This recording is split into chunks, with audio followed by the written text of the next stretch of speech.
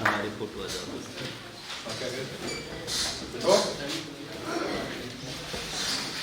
Photography है ना।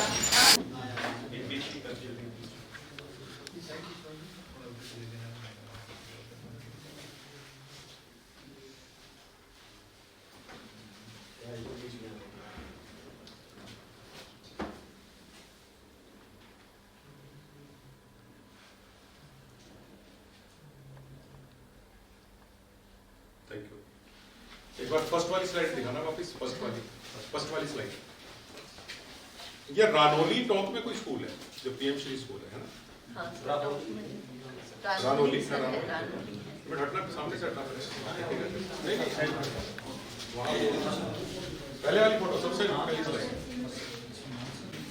लोगों ने मेरा नाम जैसे भी लिखे, लेकिन इसने अपना नाम ऐसे लिखा और ये देखिए कि ये मेरा मुख्य स्लाइड बन गया इंट्रोडक्टरी। तो ये ऐसे होता है कई बार। ये किसी स्कूल का ही फोटो है शायद, आप लोग है सर मेरी है ये। तो आप लोग आगे इन्होंने भी यही देखा। अच्छा भाई तो ये आपका आइडिया था क्या प्रिंसिपल? जी सर। लेकिन जिसका भी आइडिया था ना, रामलाल मोहनलाल, उसको धन्यवाद कहना। ये मैंने सर्च किया था सर। क्या बात कर रहे हो? गूगल पे। मतलब ओरिजिनल आइडिया नहीं है ये? मेरा खुद का तो नहीं है, गूगल पे सर्च किया। बट मैं मजाक कर रहा हूँ। मैं सिर्फ ये कहना चाह रहा हूँ कि चीजों में यही फर्क होता है बस इसमें गड़बड़ पता क्या रह गई, ये वाली रह गई है ना। कोई बात नहीं, ये वाली रह गई थी, वो कोई दिक्कत नहीं है। लोगों यहाँ करके पीएम श्री यहाँ जाता है, ये भी था, बट कोई बात नहीं, ये बहुत माइनर सी बात। और सर हमारे बीच में प्राइमरी स्कूल के एक संस्था प्रधान है जिनका स्कूल पीएम श्री है, और उन्होंने अपने स्कूल में भर्ती, अगर आप इजाजत देते हाँ, नहीं ना। मोदी सर का एक क्वालिटी एजुकेशन के ऊपर 8 इंडिकेटर दिए हुए थे। उन 8 इंडिकेटर को मैं फॉलो करता हूँ। Very good. प्राइमरी स्कूल के हिसाब से जो सर ने बताया था कि एडवांस टेक्निक के ऊपर सारी फैसिलिटी अभी प्रत्येक टाइम में मेरे स्कूल में संचालित हो रही है। स्मार्ट क्लासरूम जैसा सर ने बताया वैसा स्मार्ट क्लासरूम बना हुआ है प्राइमरी स्कूल में। किचन गार्डन ग्रो बैग में तैयार किए सब्जी स्कूल की किचन गार्डन से तैयार होकर स्कूल में बनती है। और क्लासरूम वेल मेंटेन, फर्नीचर, सारी चीज, मतलब एक प्राइवेट स्कूल से कंपेयर करें तो अभी मैंने एक नवाचार किया। सर ने जैसा बताया कि पीएम श्री हटके होना चाहिए, तो मैंने बच्चों का एक आईडी कार्ड क्रिएट किया, एक बार कोड लगा हुआ है। जैसे टीचर्स उसकी अटेंडेंस लेगा, एसएमएस अभिभावक के पास चला जाएगा कि बच्चा आज स्कूल में प्रेजेंट हुआ है। और ई कंटेंट बच्चे, जैसे प्राइमरी स्कूल में हम जानते हैं टीचर्स नहीं होते। सर ने बताया कि एक हार्ड डिस्क हो जिसमें पता है कि फिजिक्स का भी स्कूल प्राइवेट स्कूल में होता है, कोटा में एक है बनाने वाले।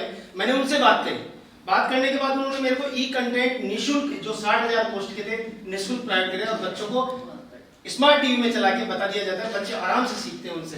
और वो बच्चे हैं कालबेलिया, बंजारे और मोगिया, ये 3 जातियां हैं। तीनों जातियों को, उन बच्चों को well maintain, well learned, sir की स्लाइड में भी फोटो का लास्ट होगा। लास्ट 23 तारीख को बच्चों को विजिट कराया कोटा, जिन्होंने देखा ही नहीं 5 किलोमीटर जाके कि कभी कोटा भी होता है। वहां उनकी प्राकृतियां, ताजमहल, 7 वंडर दिखाए, बायोलॉजिकल पार्क जो उन्होंने देखा, ये सारी चीजें मैंने इनोवेशन किए हुए हैं। और मैं चाहता हूँ ये स्कूल जब सर आप कोटा आए, और बीना केदावत पूरे कोटा जिले से एकमात्र शिक्षिका थी शिक्षक सितारे कार्यक्रम में जो मेरे विद्यालय की थी। Thank you sir. सारी फैसिलिटी मुझे भी पीएमसी का अगर बजट भी आ जाए तो मैं कहाँ लगाऊंगा, वो बजट के लिए मुझे दिक्कत है। यहाँ आने के पहले मैं कल यहाँ था, बीना केदावत मैडम आरकेएसएमबी की सरकार की छुट्टियां लगी हुई है, 16 तारीख को जैसे स्कूल खुलेंगे आरकेएसएमबी के पेपर होने, मैडम घर घर जाके बच्चों को पढ़ा रही है, घर पे जाके उनके घर पर। मैंने देखा उनके फोटोस आते हैं। मैडम कल मंत्री जी से भी मिली है कि जब भूमि पूजन हो विद्यालय का तो आप जरूर हमारे पीएमश्री विद्यालय में पढ़ाएं। तो एक प्राइमरी स्कूल की जो मैंने कोटा जिले के अंदर छाप बनाई है, मैं आज गर्व के साथ कहता हूं कि पूरे कोटा जिले में मेरा जैसा स्कूल नहीं है प्राइमरी। और मैं विजिट के लिए सर को एक बार जब कोटा आए तो सादर आमंत्रित हैं, आप उस स्कूल को एक बार जरूर देखें सर। उसके लिए मैंने जब से पीएम श्री हुआ सर की 29 तारीख को हाथ खड़े करवाए थे सर ने कि क्या गतिविधि पे काम किया बिना बजट के? तो मेरा हाथ था कि मैंने किया। मैंने विश्वविद्यालय, मुझे पता था कि छोटा स्कूल है, जमीन की जरूरत पड़ेगी, ये स्कूल प्री प्राइमरी से लेकर 12वीं तक चलने वाले हैं, उसकी परिकल्पना को लेते हुए मैंने 4 बीघा जमीन की अलॉटमेंट कराई है स्कूल की, और उसके लिए बाउंड्री की जरूरत, इसमें पता था इंफ्रास्ट्रक्चर का पैसा कम है। मैं विधायक जी से मिला, उनसे टाइम लिया, एनुअल फंक्शन जो 28 तारीख को आयोजित होगा विश्वविद्यालय में, उसमें विधायक महोदय जी उसी स्कूल में आमंत्रित हैं, और उनके द्वारा 30 लाख की भी घोषणा की मैं बाउंड्री वाल का पैसा दे दूं। तो जो मेरा सपना है कि बिना, और यहाँ आने के पहले भी कम से कम मैंने ज्ञान संकल्प पे 80,000 का डोनेशन विद्यालय को दिया है। अब उसको खर्च कैसे करना है, अब उसकी कार्य योजना बनाई जाए। तो ये चीजें नवाचार है, नए नए नवाचार करें आप। बहुत बढ़िया। बच्चा राजस्व गांव में सब करते हैं, लेकिन जो नई जगह नवाचार हो तो कैसे किया जाए। अपनी बात कह रहा था, और इस बात को कहते हुए इसके चेहरे पे जो खुशी थी और जो एनर्जी एक्सर्ट कर रहा था, इसकी वैल्यू 10 करोड़ रुपए से कम है। अगर ईर्ष्या करनी है ना इन चीजों से, तो इससे कोई फर्क नहीं पड़ता कि आपके बैंक बैलेंस में 10 लाख है कि 50 लाख है, कोई नहीं जानता, आपके काम आना नहीं आना ना।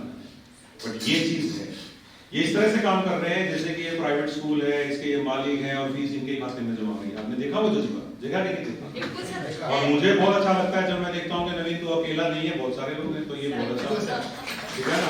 तो आप इस संख्या को बढ़ाइए, ठीक है ना। मैंने आपको याद है डायलॉग मारा था कि जो अच्छा काम करने वाले लोग होते हैं इनको साइड वाले लोग क्या कहते हैं, माहौल खराब करने वाला। तो मैं चाह रहा हूँ कि राजस्थान का माहौल बहुत ज्यादा खराब हो जाना चाहिए, ये बहुत जरूरी बात है। तो माहौल खराब करिए, इतना खराब करिए कि माहौल खराब होने के मायने बदलते हैं हम लोग, माहौल कौन खराब कर रहा है क्या नहीं। तो बहुत अच्छी बात है, और मैं बिल्कुल अश्योर करता हूँ कि मैं 100% आपके स्कूल की विजिट करूंगा, और कुछ ना कुछ सौगात भी लाएंगे आपके लिए कि हम ये कह सके कि भाई हमें स्कूल में आने का अधिकार है, तो तुम्हें इतना काम किया है तो हमारी ड्यूटी बनती है, तो डेफिनेटली। और मतलब कि आप सब लोगों से मैं यही रिक्वेस्ट करना चाहता हूँ कि थोड़ा सा अलग सोचने से ही काम हो जाते हैं, है ना। मान लीजिए ये मेरा, मैं एक सिंपल सी बात कह रहा हूँ क्योंकि मैं भी इंस्पायर्ड हुआ हूँ इनसे। मान लीजिए मेरा बोर्ड है, मैंने स्कूल में बोर्ड लगवा दिया। अब आपने कहा नवीन साहब ने कहा था कि ये बोर्ड लगा के उसमें चीजें चिपका दी है। रामलाल बोर्ड लिया ना, रामलाल बोर्ड लिया है, चिपका दिया। रामलाल उसमें कोटेशन लिख देना, रामलाल ने कोटेशन लिख दी, थॉट ऑफ द डे ये हो गई, ठीक है।